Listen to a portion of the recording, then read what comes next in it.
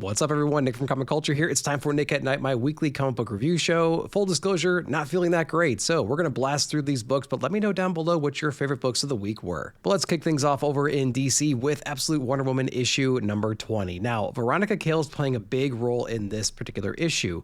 Diana is having to deal with the repercussions of the Absolute Suicide Squad with Zatanna. We have Zatanna thrown into the mix. We have all these contingency plans that Cale has thrown at Wonder Woman, leading to her eventual capture. Now, her ultimate goal is to siphon some of that power, understand how Diana is doing things that Diana is doing, and trying to weaponize all of that. Now, if you remember in previous issues, there was a deal that was struck where she has to spend 1 month out of the year in the underworld. And man, convenient timing right here. Now, Cale does use that to her advantage, though, using that as a way to show her friends that they've abandoned her in their time of need. And so it's going to be interesting to see how that plays out in the future. Now, if you know Diana and you've seen how she's been responding to different threats and whatnot through this whole series, she's not going to take this agreement lightly. So I'm excited to see what she does with this.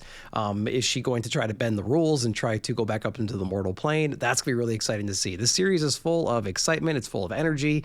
It's got just a great vibe to it. It's got great aesthetics and everything. Love this series so much. Definitely check it out. All right, next up is from Berserker. We have Light Draws Breath issue number 1, sort of a one-shot in the Berserker universe. I really love everything Berserker. I love the way they're handling the character, the lore around him, how he's traveled through time and everything, and the different little one-off stories that they've created over the last few years with this character. This one, though, has a very different approach to it. We basically have the death and resurrection process that our character goes through. There was a piece of him, though, that was separated from that cocoon, from that egg, that whatever state he's in right before he gets resurrected.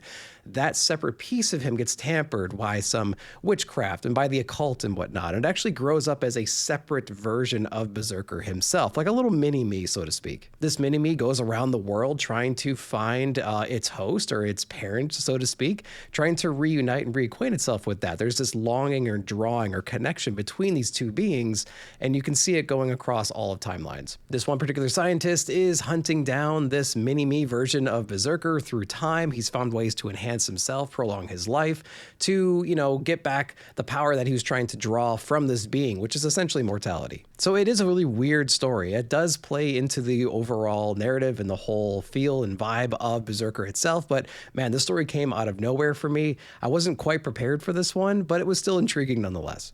Next up is Conan the Barbarian issue number 31. Jim's up on this one, and we have Birthweight doing the art.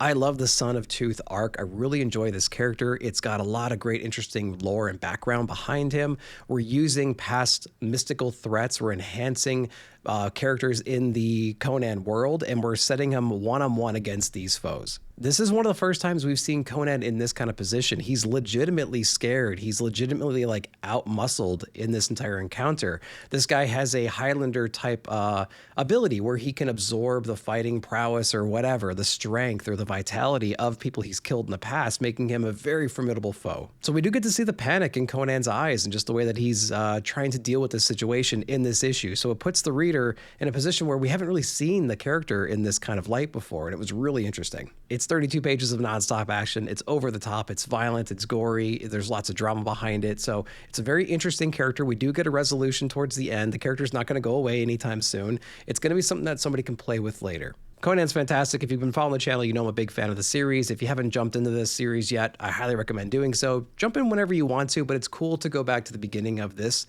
Titan Comics run from Jim Zub.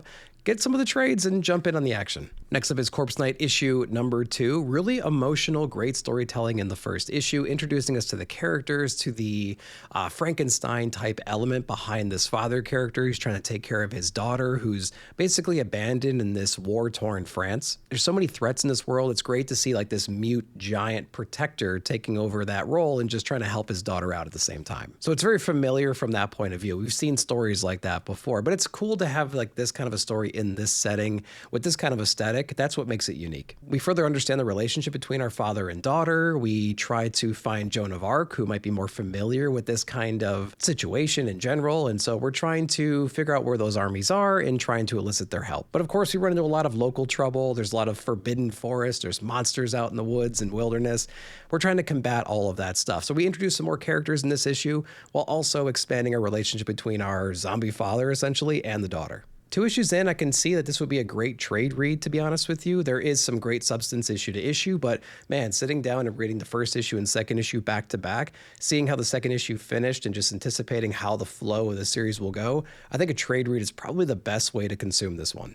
All right, let's go over to Escape issue number 7, the long-awaited return of this series. Issue 1 through 6 made my top books of the year list last year, so if you haven't caught up on those, you can get the trade, which also comes out this week as well. Escape is one of those books where you get drawn completely into the story. You don't know if the protagonist is going to live or die. They're on a one-way mission, essentially. They're behind enemy lines, up against the odds. The interior artwork is absolutely incredible. The coloring alone and just the way that he highlights the characters, Daniel Acuna, is just spectacular. Some of the best interior artwork in comics today, in my opinion. It's one of those books that knows how to perfectly complement the gravity of the situation, the gravity of the story itself, the drama behind everything, just the unease that you get while reading the story. The visual side of this perfectly complements all of that. If you're into war books, if you don't mind anthropomorphic characters, especially if they're dogs or bears or whatever they might be, even bats, you definitely got to check out this series if you haven't yet. Again, pick up the trade. It comes out this week as well. Next up, we have Hyde Street issue number 12. The Butcher is let loose on Hyde Street. What does that mean? We explore it inside of this issue. Now, a lot of these people are imprisoned on Hyde Street trying to find victims, trying to rack up that body count so they can eventually escape Hyde Street and, I guess, just be at rest. But the Butcher has a different game plan, and we get to see exactly what that is in here. We also get to see who's responsible for letting him loose.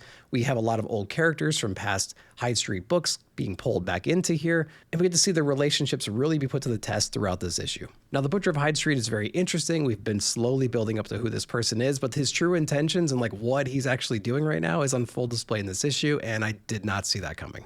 Again, Hyde Street is one of those books that gives you that horror vibe all year round. It's one of my favorite books out in the stands. It's beautifully drawn, beautifully written. Really recommend checking this one out. Next up, we have Infernal Hulk issue number 7. This series is kind of all over the place. I either really enjoy the issue or I think it's just okay, and do I even want to keep reading it? That's kind of where I am with the series right now. It has this global approach to it. It has this Infernal Hulk threat, right? This like ancient being that has taken possession of the Hulk power itself and merged everything together and creating this global threat. We see some of the hero responses in the previous issues with like the new Hulkbuster armor from Iron Man, and we have some of the Avengers and X-Men or whatever they might be kind of sitting on the sidelines right now, seeing what's going to eventually happen. What's weird in this one is the Infernal Hulk has a plan to take over the world, but there's some key groups of people that are in its way. So it has to elicit the help of some not so recently seen mutants out there, as far as I'm aware, to further its agenda and take out key people that might be in their way. Now, Adam Gorham is doing the interior artwork in this one, so certain panels work and some don't for me necessarily. Matt Wilson continuing that coloring. Nick Klein not being on the book issue to issue is what really makes this book suffer, I think. Not to mention the story is getting a little bit out there for my tastes. Bruce Banner does join our heroes towards the end of the book, and he has an idea of how to take on Infernal Hulk, so we're going to be getting into that here very shortly, and I can't wait to see what the resolution is here. All right, let's go over to Mad Cave. We have Is Ted Okay? Issue number 4. Fantastic series. Now, Dave Chisholm is doing an amazing job with this interior artwork and the story and everything. I've said it a million times before. It's a blend of a lot of familiar things. At its core, though, it's about this one individual who's understanding this unique power set that they have. They might not be who they think they are. They're living this rather mundane life. They're in this system that has been set up. The system that was set up has a lot of smoke and mirrors around it, and they're understanding really the veil that's been put over them, like the Matrix, right? And so they're trying to find some allies. They're trying to escape whatever this prison is that was created for them. We get a lot of showcase of power inside this issue too. There's a lot of dormant abilities that our character has that we had hints to and glimpses of previously, but it's on full display in this issue. Now, one of the other subplots in the whole story is just who's orchestrating this entire thing. Like, what's their agenda? What are they trying to accomplish? We're still trying to figure a lot of that out, but essentially it's like ruling everything and then ruling space and all reality. So there's a lot of cool things happening here. We haven't quite blended the A and B plot just yet. We're going to be doing that very soon, I would imagine. Now that our main character is now fully realized and understands what kind of power they have inside of them, I can't wait to see how that conflicts with the guy who's orchestrating the entire world. That's going to be a cool clash of the Titans right there. I have no idea where the series is going to go. It's a series that's really blowing me away. It's taken a couple of issues to get the ball rolling, I think, but it's always been a visual treat since the beginning. All right, next up is Red Roots issue number 2. Man, a completely different sense and a completely different story from issue number 1. So props to the team for being able to change the scenery completely and still keep our attention at the same time. Now, our 2 main characters from the first issue are being abducted, so to speak. They're kind of on this trail right now with this unusual ogre type character. They don't know where they are. They don't know when they are. They don't understand what's going on. They're humans, which is a relatively rare thing, I suppose, in this world. They're also not branded, whatever that might be. There's a gladiator type setting towards the end of the book that inevitably our military type character is going to be partaking in. So it's a completely different story from issue number 1. I don't really know what this story is anymore, which is fine. I'll see what the vision is for the story as we continue reading these issues. It's at least going to be these 2 characters trying to battle their way out of this unusual world, maybe teaming up with other humans that might be out there that can teach them a couple things, and maybe just getting back to their world. Maybe that's the ultimate goal here. In any case, it's full of fun, it's charming, it's got a lot of excitement behind it. So many mysteries and twists and turns throughout the story with just 2 issues. Check it out if you haven't yet. We had Ziegler and Cagnetti over on Spirit of the Shadow issue number 5 from Oni Press. Man, this story was spectacular. It's incredible how much story and character development and just cool moments they're able to pack into a 5-issue series. There is a lot of cool themes in this story about life and loss and love and going above and beyond, trying to bring back the ones that you love into your life. There's reflection on your past life and the good deeds that you've done, and are you worthy to get to that heaven-like state? All that is wrapped into these issues. But it's a very complex story, and they take their time really outlining what exactly is going on. So a lot of the backstory is very relevant to the current situation that's going on. So there's a lot of weaving of complicated things and relationships and characters that make up this series. And issue 4 does a lot of that heavy lifting, but every single issue has their strong points. And then issue number 5 wraps it up perfectly. It takes everything that we've learned and all the revelation, all the characters that we've uncovered in the last 4 issues, wraps it all nice and neat, packages it, gives us a satisfying ending, and a place to grow from there. Now, if you didn't read the single issues, there will be a trade coming out later this year, so keep a look on that for FOC. I really recommend jumping in on this one if you haven't. Next up is Swamp Thing 89 issue number 2. Holy cow, what a crazy issue this was. It's really fun to read a comic from the late 80s. When you're reading a bunch of new release books, because there's a whole different tone and vibe and just approach to storytelling and artwork and composition. It was a really great tactile feel. It was a really cool palate cleanser when reading a whole bunch of new books. It was really fun. But if you're into the Swamp Thing character, I really think you're going to enjoy this run overall, even if you haven't read most of the older stuff. If you've read some of the newer things in the past 5 or 6 years, I think you're really going to dig this too, because all the core elements are still there. Now, this particular issue pulls in a lot of other older DC characters. We have Kronos showing back up in here. He's kind of trapping Swamp Thing right now. He's using his powers to contain him. Kronos is also trying to use his power to control like the Shining Knight and some other characters in the DC landscape. Now, we do elicit the help of John Constantine in here, so we get to see where he is right now and who he's spending time with. That was a very funny scene. You get a sense reading this issue that there's a lot of things happening at this time in DC. You notice how things are connected, how they're woven together, and how Swamp Thing in this particular issue is just kind of like piercing through that at the moment. There's a lot of ancillary things happening. You just kind of go along for the ride in this issue. There's also a plot point where Abigail is having a baby. She's going to this like voodoo midwife type situation and trying to have her child there. There's obviously some connections with Christ in the manger and whatnot on display here. So we're not exactly set up for success for the delivery of this baby in this timeline, but we're doing what we can with what we got in the situation here. It's definitely an issue that promotes a little bit of research. If you don't understand who the characters are, like why is Kronos here and what does that character mean and what's his power set and why is he messing with Swamp Thing and who's the Shining Knight and that whole legion of characters and what's John up to and why is he talking to so-and-so. Like, it promotes a little bit of research, which is a good thing. But if these last 2 issues have done anything, it makes me want to go back and read up on Alan Moore's stuff and to Rick Veitch's stuff. Like, it wants me to go back and grab all those things. I actually did pick up some trades recently, and I want to get into it probably sometime after I read Invincible. All right, next up is the Hab issue number 2. A lot of cool creators on this story. Issue number 2 really blows things up. It's extra size. It's got that newspaper type print. So it's got a good tactile feel as you're reading the comic. It certainly leans more into the what do we do now that our Hab or habitat has been taken over by some unseen fungal virus or whatever. We learn it has a ancient origin story. The water is essentially poisoned. People start hallucinating. They get ultra violent, and even the animals are impacted, and they're trying to survive this like first wave of infection and trying to figure out where to go from here. So we're in a moment now where we kind of understand what's going on. We have our physician who is developing a cure for this, or at least administering antipsychotics so that people can come out of their haze that they're in. We're trying to get all of our forces back together and figure out where to go from here. And we're understanding more about this like ancient source for all of this as well. And then also maybe some of the cover-ups that were done while creating this habitat in general.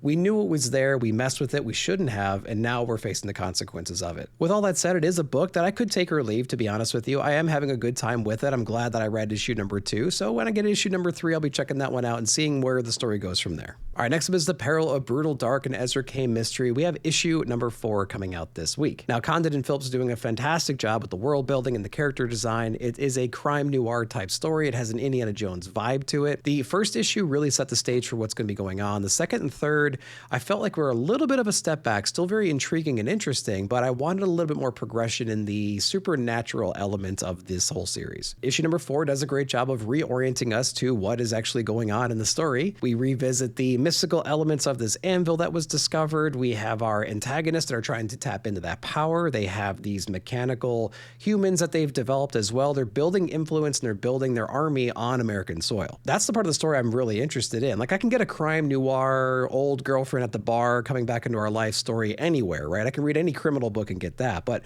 I want this book's unique thing, which is how we're going to be using this anvil technology and this like mystic ability to our advantage, and how do we stop this rising influence on America? We only have 2 more issues in this first arc, so where are we going to be going from here? And are we really just setting the stage for the first 6 issues for the second volume to really kick things off and give us all that mystical stuff that we know is coming down the pipe? Probably going to be the case. I'm going to be along for the ride either way because I love this creative team. I love this vibe and everything. Having a great time with the series in general. I'm just ready for that second volume, I think, already. All right, next up is The Seasons, issue number 10. Phenomenal book from Rick Remender, and we have Paul Azaceta doing the art. It's certainly a different book from Rick Remender. It's a series that I enjoy from an artistic point of view, from a story point of view. Again, unfortunately, it's one of those books where I could take it or leave it, but I feel invested in the story so far, and I just want to see it to its end. Aesthetically, I really like Paul Azaceta, and we have Lopes doing the coloring on this too, so it's a visual treat when you go through. It's totally unique and different from everything else on the shelves. The story is also really cool in how it's evolved from its original premise, and so we still have our seasoned sisters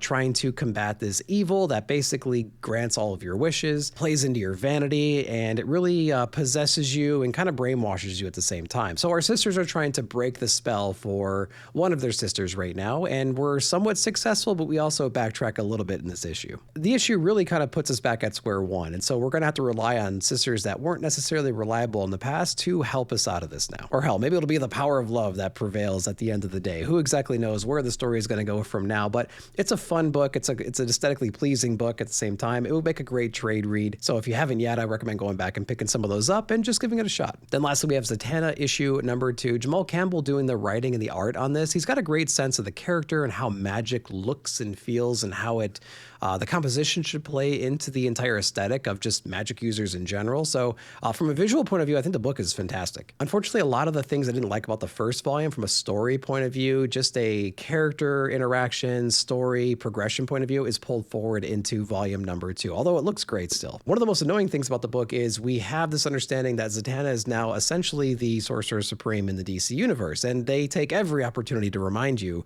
of that new title change in this issue. But what we don't do is actually explain how or why or what does that mean, or really showcase power that she didn't previously have that she now has, having gone to that new plane. There was this monstrous threat that we were introduced to in the previous issue. We explore its origins and how it came to be, tied into local legend and lore.